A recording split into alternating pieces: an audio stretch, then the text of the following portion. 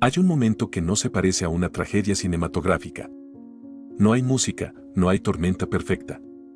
A veces es solo una luz fría en la cocina, un vaso a medio llenar, la pantalla del teléfono iluminando el techo, y una frase que sale con una mezcla rara de vergüenza y alivio. No tengo idea de qué estoy haciendo con mi vida. Si te pasa, quizá tu mente haga algo inmediato, convertir esa frase en un veredicto. Como si por no tener un mapa completo ya estuvieras perdido. Pero espera, ¿de verdad necesitas un mapa completo? ¿O necesitas una brújula que no te mienta? Porque cuando dices no sé qué hago, muchas veces no estás diciendo me faltan respuestas. Estás diciendo me faltan preguntas que me obliguen a mirarme sin escapar. Y ahí aparecen dos presencias que, aunque vienen de siglos distintos, comparten el mismo gesto, Sócrates y Michel de Montaigne. Uno caminaba por Atenas y, hablando con una sola persona a la vez, hacía preguntas hasta que esa persona escuchaba sus propias contradicciones. El otro se sentaba a solas con su mente, la observaba sin máscara y escribía para entenderse. Lo valioso de esa combinación es que no te vende una respuesta lista. Te devuelve algo más difícil y más útil, criterio. Te enseña a separar la niebla de lo verdadero. Y cuando te sientes perdido, esa diferencia es enorme. En YouTube abundan promesas rápidas, encuentra tu propósito en 5 minutos, cambia tu vida en una semana, descubre tu destino en 3 pasos. Suena bien, hasta que lo intentas y te sientes peor, porque no eres una máquina que se reprograma con una frase motivacional. La vida no se arregla con un eslogan. Se aclara con honestidad sostenida. Y lo curioso es que, entre tanto ruido, también aparecen explicaciones buenas, claras, sin magia barata. Si escribes en el buscador el método socrático, la ironía y la mayéutica, encuentras una guía que vuelve tangible el proceso de preguntar hasta limpiar una idea. Y si te interesa la otra mitad del camino, busca una explicación sobre los ensayos, por ejemplo Montaigne, rumbo a los ensayos. No necesitas memorizar títulos, solo recuerda que existe una forma más honesta de buscar, no para respuestas instantáneas, sino para hacerte mejores preguntas. La propuesta aquí es simple. 6 preguntas. No como una prueba, no como un juego, no como una etiqueta. Como una linterna. No ilumina el camino entero, pero sí el próximo metro. Y cada pregunta combina 2 movimientos. El primero es el arte socrático de interrogar, preguntas que no te atacan, pero tampoco te dejan esconderte. El segundo es el estilo ensayístico de Montaigne, esa valentía de describirte entero, sin adornos, incluso cuando no te conviene. El método de Sócrates, si lo reduces a su esencia, es una conversación donde la niebla se vuelve visible. Tú dices algo, luego aparece una pregunta. Respondes, aparece otra. Y en algún punto sucede algo incómodo y precioso, te das cuenta de que estabas repitiendo ideas sin haberlas digerido o descubres un criterio más sólido para vivir. A veces se parece a un contrainterrogatorio amable. No para ganarte una discusión, sino para ganarte claridad.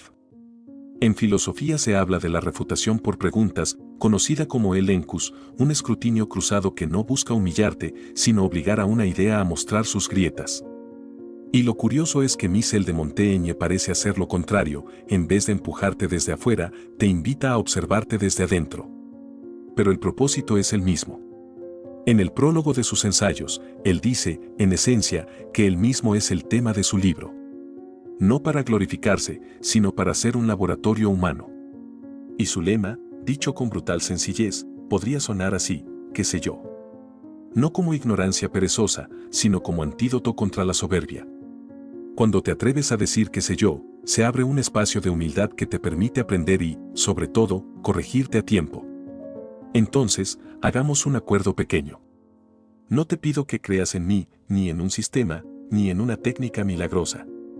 Te pido que pruebes un experimento íntimo, un cuaderno, una hoja o una nota en el teléfono. Y una sola regla, vas a responder sin adornos. Como si Sócrates estuviera sentado frente a ti con paciencia implacable y como si Montaigne te estuviera leyendo por encima del hombro con esa franqueza amable que no permite máscaras.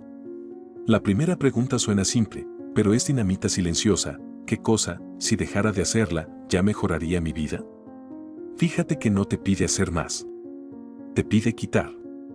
Cuando te sientes perdido, la reacción típica es agregar más planes, más cursos, más listas, más promesas. Y muchas veces el problema es exceso, no falta. Exceso de ruido, exceso de comparación, exceso de obligaciones aceptadas por inercia. Piensa en algo concreto, casi con olor y textura. Tal vez es el impulso de mirar el teléfono apenas abres los ojos, y con eso regalarle a la ansiedad el primer minuto del día. Tal vez es decir que sí por miedo a decepcionar y luego vivir cargando resentimiento. Tal vez es quedarte despierto hasta tarde consumiendo distracción, no por placer, sino por anestesia. Aquí entra el estilo socrático como una lupa. Si la mente responde no puedo dejarlo, la lupa pregunta, ¿de verdad no puedes o no quieres pagar el costo emocional de dejarlo? Si la mente responde es necesario, la lupa insiste, ¿necesario para qué y para quién? Porque necesario a veces significa me da miedo descubrir quién soy sin esto. Y aquí aparece una trampa muy común, confundir identidad con hábito. Creer que si sueltas algo, te quedas vacío. Pero, ¿y si justo lo contrario fuera cierto? ¿Y si al soltar una costumbre que te drena apareciera, por fin, un silencio que te deja escuchar? La segunda pregunta es un bisturí, ¿qué harías si nadie estuviera mirando? Esta pregunta separa lo tuyo de lo prestado. Hay un teatro invisible en la cabeza, un público imaginario que opina, mide, compara. Deberías ser más exitoso. Deberías querer esto. A esta edad ya tendrías que. Y sin darte cuenta, vives como actor de una obra que ni siquiera te gusta. Cierra ese teatro por un minuto. No hay espectadores. No hay aplausos ni vergüenza. Nadie va a premiarte ni a castigarte. ¿Qué elegirías? No te pido que lo ejecutes mañana. Te pido que lo nombres. Nombrarlo ya es recuperar un pedazo de tu vida. Imagina una escena sencilla. Estás en una cafetería, escuchas a alguien hablar con pasión de un tema que tú siempre quisiste explorar.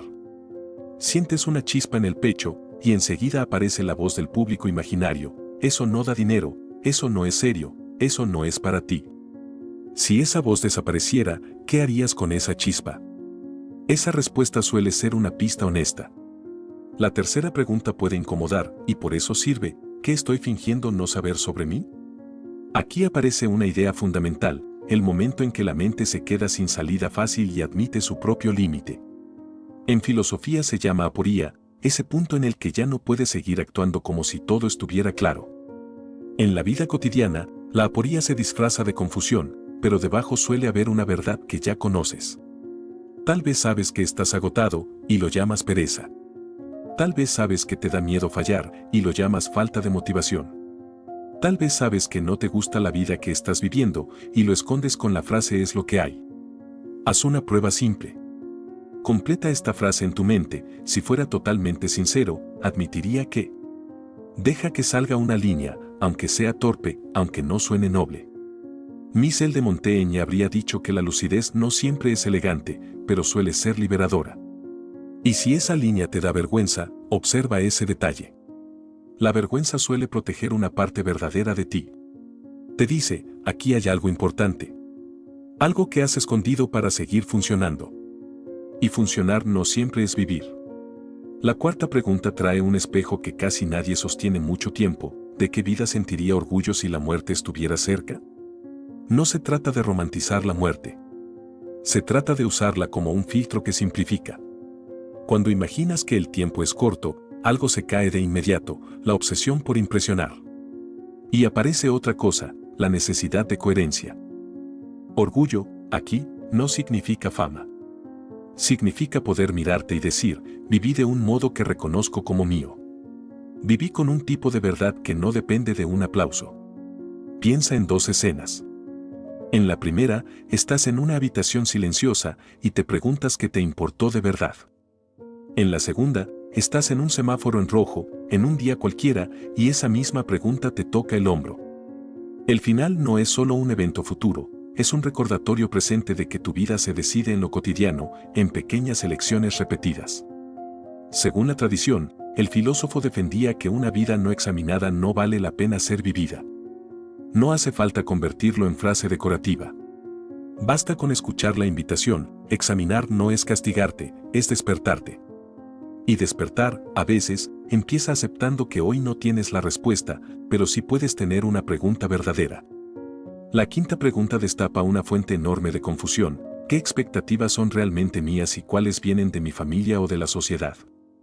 Aquí aparece un conflicto delicado, la vida heredada. La vida que se vive como un uniforme. Y a veces no es una imposición brutal. A veces es cariño mezclado con miedo. Quiero que estés seguro. Quiero que tengas estabilidad. Son frases comprensibles. El problema es cuando la seguridad se convierte en jaula y tú aprendes a llamar madurez a la renuncia constante. Imagina una microescena. Estás en una mesa, alguien habla de tu futuro como si fuera un plan ya cerrado. Tú sonríes, asientes, dices que sí. Pero por dentro aparece una tensión en el pecho, como una cuerda.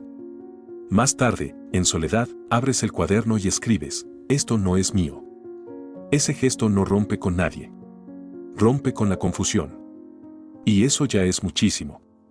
Aquí Montaigne es un compañero implacable. Él desconfiaba de las ideas que uno adopta solo por costumbre o prestigio. No porque despreciara la tradición, sino porque sabía que una idea tragada entera se vuelve una jaula invisible. La pregunta no es quién tiene razón. La pregunta es quién vive las consecuencias. Porque cuando una elección pesa, eres tú quien la carga, no una expectativa.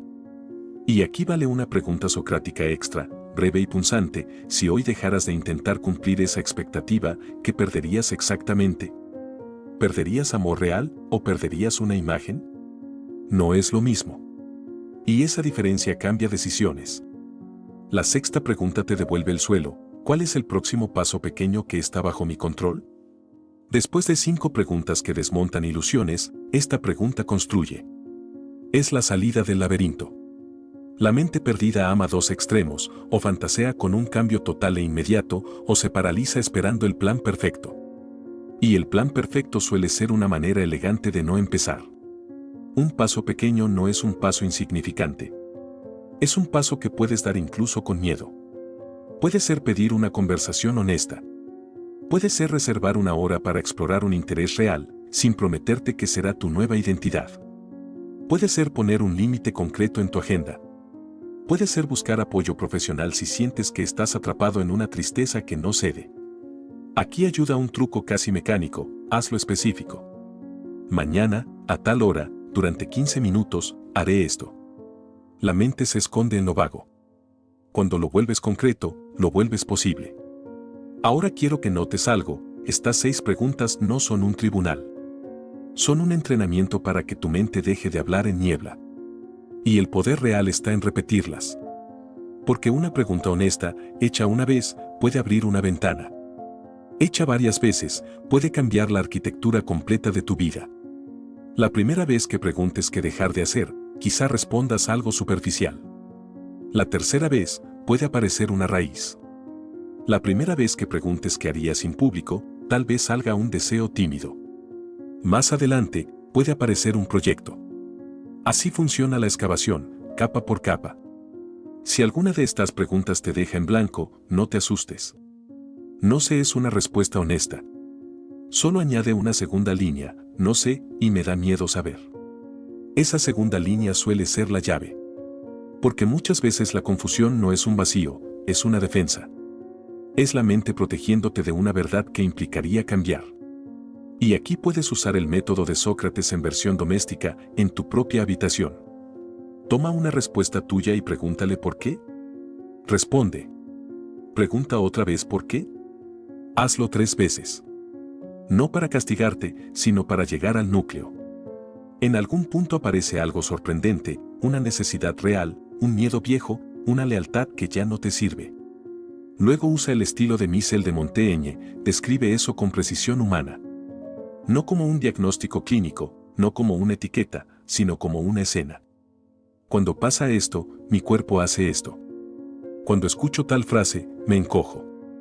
Cuando imagino tal decisión, siento un alivio que intento negar. Esa descripción, aunque parezca simple, es poder. Porque lo que está descrito con claridad deja de gobernarte desde las sombras. Si quieres convertirlo en un ritual suave, aquí tienes una forma sencilla. Durante 6 días, una pregunta por día. Escribe sin buscar belleza. Solo verdad. Si un día no puedes escribir, camina con la pregunta en la mente, como una piedra pequeña en el bolsillo. Se siente. Molesta un poco. Te mantiene despierto. Y en algún momento la vida misma responde, en una irritación aparece una pista, en una emoción aparece otra. Hay una tentación común, usar estas preguntas para atacarte. ¿Ves? Soy un desastre. No. Esa no es la intención. La intención es recuperar agencia. Pasar de me pasa la vida a yo elijo, aunque sea poco. Porque un paso sincero vale más que un plan perfecto que nunca empieza. Y si te preguntas por qué dos pensadores tan antiguos sirven hoy, quizás sea porque ambos entendieron algo muy moderno, que el mayor engaño no es que el mundo te mienta. Es que tú aprendas a mentirte con frases bonitas. Lo enfrentaban con preguntas y con honestidad escrita. Y tú puedes usar las dos cosas sin pertenecer a ninguna escuela, sin volverte una estatua de disciplina. Vuelvo a la escena del inicio, la luz fría, el vaso, el techo. Esa escena puede repetirse. La diferencia es lo que haces con ella. En vez de decir no tengo idea, quizá puedas decir algo más real, todavía no lo sé, pero ya sé qué pregunta no puedo seguir evitando. Y si hoy tuvieras que elegir una sola para empezar, ¿cuál te incomoda más? A veces, la pregunta que más incomoda es la que guarda más verdad. Si te nace, puedes dejar escrita esa pregunta y tu primera respuesta en los comentarios, no para exhibirte, sino para dejar una huella de honestidad que te recuerde que comenzaste.